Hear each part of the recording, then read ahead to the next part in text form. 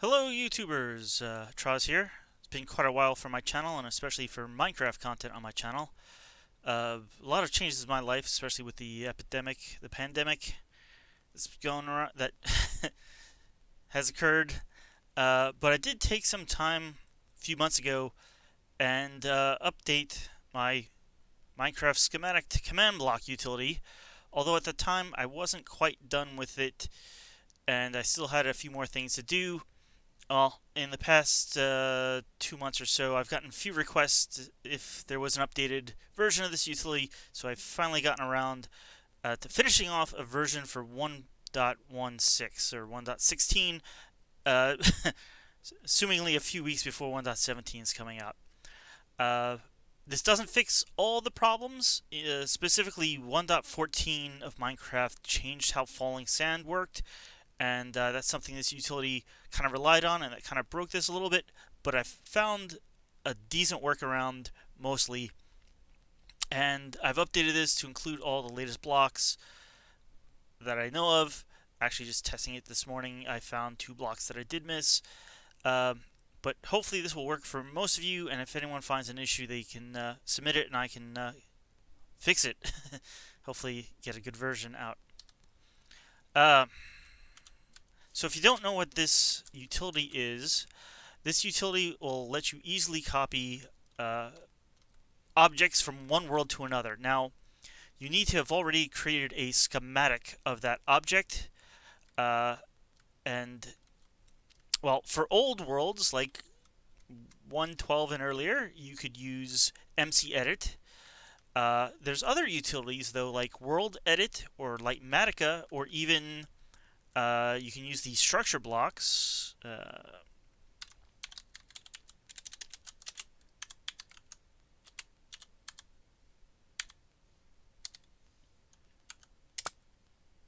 That you could use. All of these make different types of schematics. But this utility now supports all 4 of those types of schematics. MCEdit schematics, structure block schematics, or MBT structure files, worldedit.schem files, and Litematica files. Just fixed actually an issue with Litematica today that I didn't know. Well, not that I didn't know existed, but so basically, you'll get out of the game of Minecraft. There'll be a download that will include this jar file, Schematic To Command Block version 1.16. You double click on it, and it starts up. There's lots of settings and basically a README that's shown at the beginning that explains exactly how to use the utility and what all the settings are for. Most of the time, you can ignore most of it.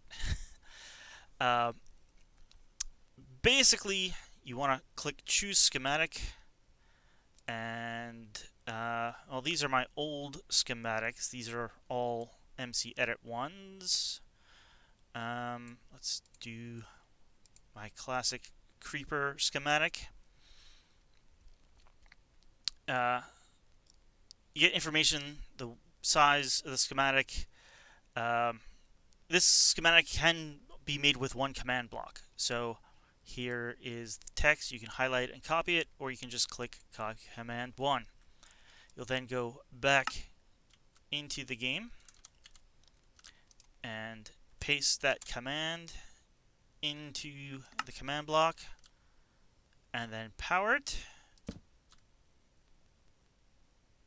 and it recreates that schematic. This recreates.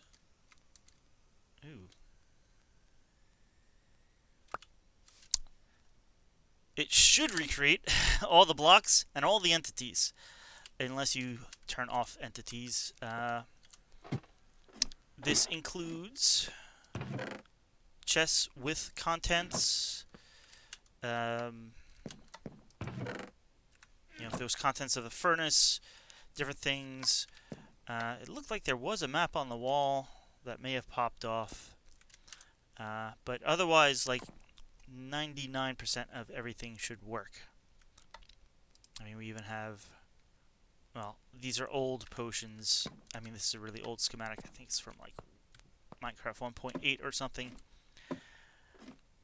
Anyway, so that's a schematic. We'll put down a new command block. I should have mentioned the build area is south and east of the southeast corner of where you put the command block, and from that height and up by default. Again, you can change all those by adjusting the build offset. And here's the new well, this only took one command block. If you need more than one command, you can put the command blocks continuing to the east, and that is, hey, east with no space between. You can choose other directions and with no space or one space. Assuming you leave east no space, let's choose another schematic. You know what? I have this version open earlier, which let's choose Elk Diner. This is one I literally today loaded off of Planet Minecraft. This needs 6 command blocks to generate. If you don't want to put all 6 command blocks, I mean, some of these really big things will take, 30, 50 command blocks.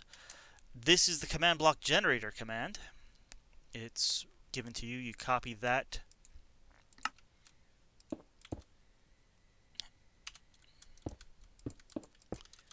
And we'll put the command block generator command in here. Power it. And that not only gives you the command blocks, every 5th command block will be turned a different way. Every 25th will be turned so that the square side is up, I think. The square side being like the back side. That way, as you're filling in commands, you can keep track of where you are. Remove the torch you placed earlier.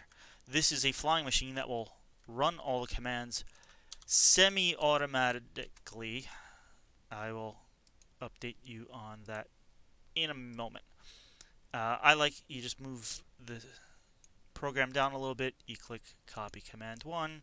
Click here. I'm on command block 1. Paste. Open for 2. Copy command 2. You can see it automatically moves on to the next one. If you need to go back, you just click the reset, and that will start over at 1. Copy command 4. You can see we're on the 5th one now because it's a different direction. Copy command 5. Copy command 6. Now, here's the problem. The falling sand still doesn't work like it did in 1.13 earlier. You might have noticed there was some armor stands in there, and if we just ran this flying machine, basically the commands from the first command block would not complete before the second one was started, and that would cause problems. But the 2nd, 3rd, 4th, and 5th and on do complete quickly enough that they wouldn't cause problems as long as this first one is run already. So what I suggest to do is you power the first command block. That puts the base of the structure in and constructs this little thing. Then you just put a block on the face of this observer, remove it, and you'll build up the rest of this. This is actually a little bug that I actually fixed earlier. Who knew that those were waterlogged by default? So I had to tell my program to change that. Like I said, this is a slightly earlier run, but it's already on the right directory. It would take me a minute to get to the right directory. Then once this is done, you can unpower this, delete the command blocks. Hey, if you want to run this again, remove that block, send the flying machine back, Get the redstone block back.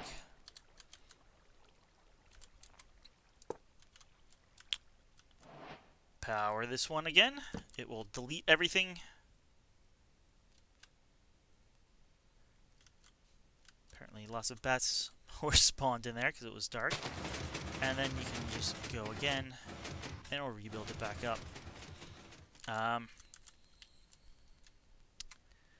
Litematic support has also been added, and just this morning Ilmango has created a concrete powder to concrete machine. Let's test that out. I guess I'll actually gotta navigate there because basically the same fix. Downloads, games, Minecraft, schematics, new ones. Here we go, Litematic. This is a one command block thing, so I'll just copy it, paste. That was the one that has the fix for coral.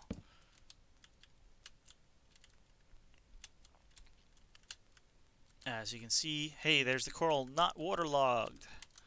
And you're supposed to stand there, change your game so you can place 20 blocks a second. Turn this on, and it will make concrete. Feed you concrete. And then drop some TNT down and blow the concrete up. Put it at the bottom.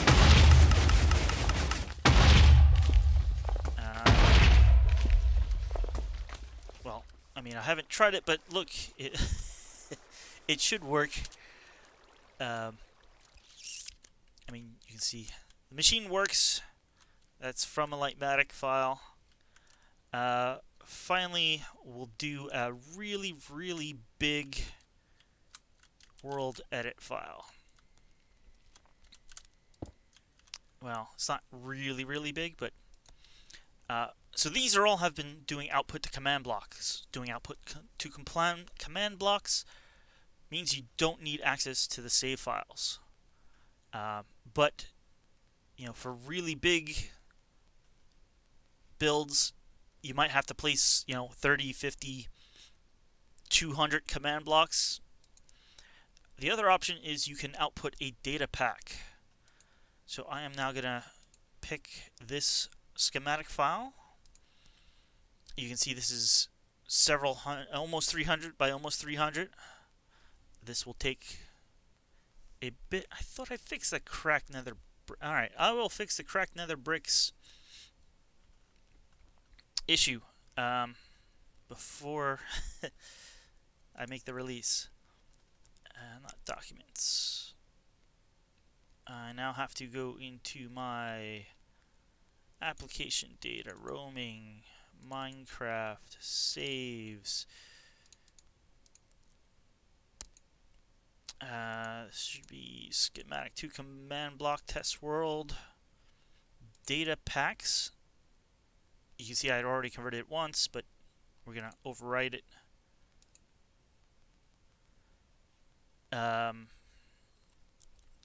So the instructions are all here, but in game, either restart the game or type reload.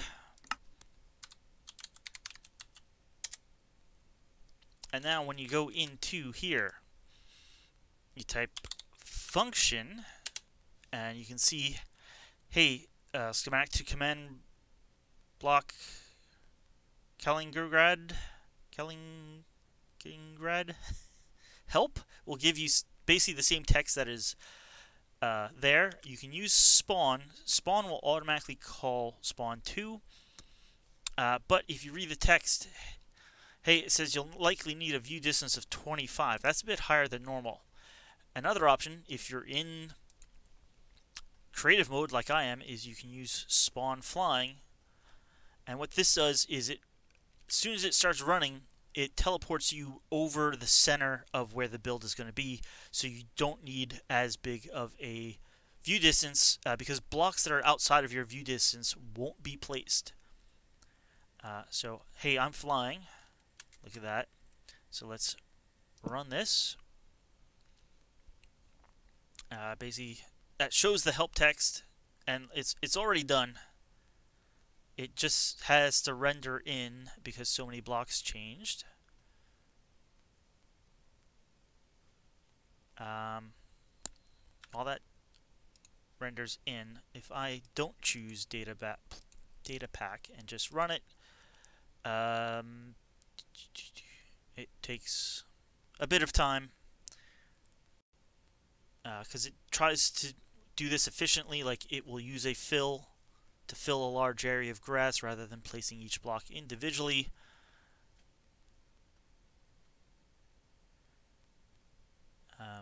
Yeah, actually, word wrapping the output text is, yeah, would have been 225 command blocks. Anyhow, I believe this is supposed to be used with a texture pack, so it's not looking like it should, but all the blocks are the correct blocks as far as I know. Even though it did show that cracked nether brick issue, it will use the name. It's just saying, hey, I don't recognize this, just because I apparently mistyped it or something when I added it. That is one of the 2 blocks that I realized I missed this morning.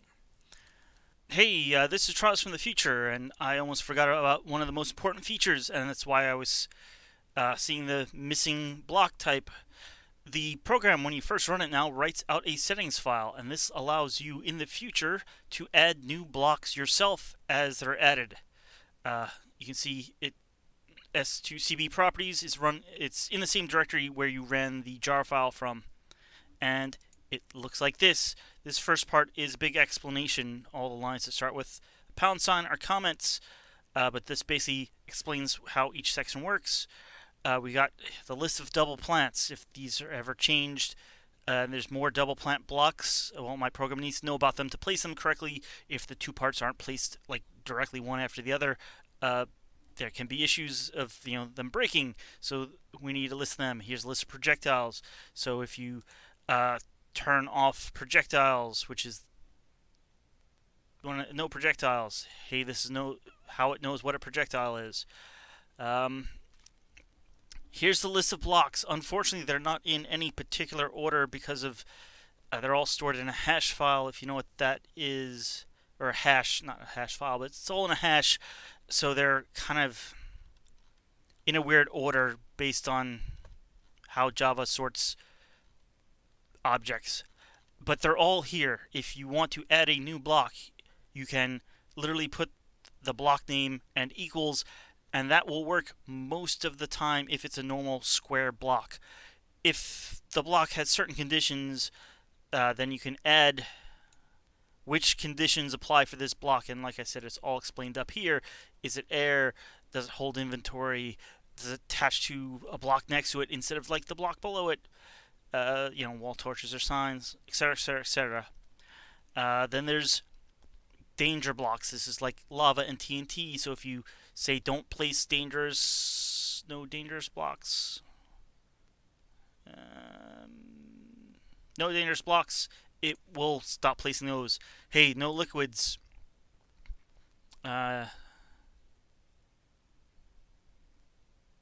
Whatever. I need a list of liquids. Door blocks, because like double plants, they also work the same way. List of passive mobs, list of hostile mobs, and then projectiles already. The list up here again, it's all in hash file, so it's done in weird orders, but they're all here. So if you want to add blocks, you can do it here, and it will use the list in this file rather than the built-in list, and that's what was causing that problem, because I had a file from when I last worked on it, and it didn't have those 2, and it kept loading it rather than using the built-in list. All you have to do to get back to the built-in list is delete this file. It will regenerate it.